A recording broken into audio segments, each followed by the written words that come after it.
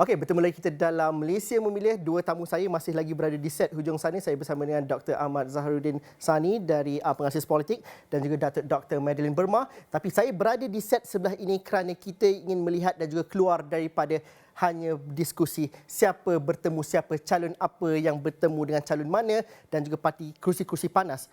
Kita bercerita mengenai kos sara hidup dan itu yang dikatakan oleh Dr. Madeline Burma dan juga Dr. Zaharuddin juga bagaimana itu penting untuk menelatari dan juga diberikan fokus yang sebenar kepada pilihan raya pada kali ini. 3 badan kajian Astro Awani dan beberapa media lain bekerjasama. Satunya Ilham Center, O2 Malaysia dan juga Huayan Institute. Di mana daripada dapatan-dapatan ini, kalau melihat kepada kelompok-kelompok ini, mungkin ada perbezaannya, julat usia, kumpulan umur dan sebagainya. Tapi yang pastinya mereka berceritakan mengenai keperluan dan apa yang mereka mahukan ialah kerajaan akan datang, ahli politik melaksanakan atau menyelesaikan dua perkara. Pemulihan ekonomi dan juga hal yang berkaitan dengan kos sara hidup dan kemiskinan.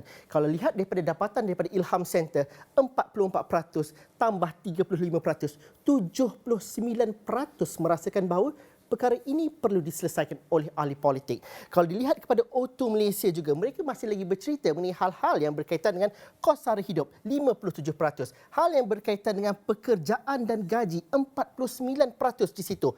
Ringgit dan hutang negara, mereka kata perlu diselesaikan, 44%. Manakala perkara-perkara lain masih lagi tidak sebesar hal-hal yang berkaitan dengan isu kos sara hidup dan juga ekonomi. Huayan Institute juga melihat kepada 79% merasakan bahawa kos sara hidup perlu diselesaikan dan juga ini yang mereka dimahukan. Kestabilan politik mungkin agak seimbang dengan kos sara hidup, tapi masih lagi isu dan juga naratif kos sara hidup itu melatari dan juga menjadi isu yang paling penting untuk diselesaikan. Soalan saya bersama dengan dua tamu saya, mungkin dapat dijelaskan Dr. Ahmad Zaharuddin dahulu.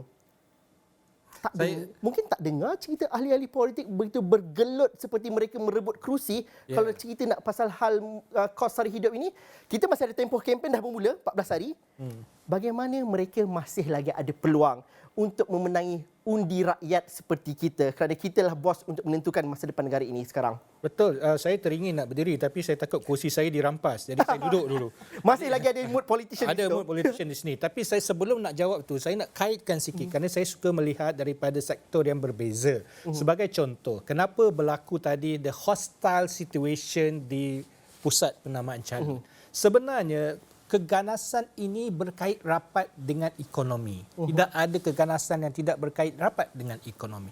Keganasan itu muncul apabila merasakan faktor-faktor ekonomi mencengkam jiwa rakyat. Dan kadang-kadang kena ingat mereka itu melakukannya kerana kalau pemimpin mereka itu tidak boleh diangkat, maka ekonomi mereka juga terjejas. Itu menyebabkan berlakunya hostile. Okey, kita kembali kepada skrin yang disediakan oleh Zul. Saya ucap terima kasih banyaklah atas usaha yang dilaksanakan oleh Zul dan rakan-rakan yang awal.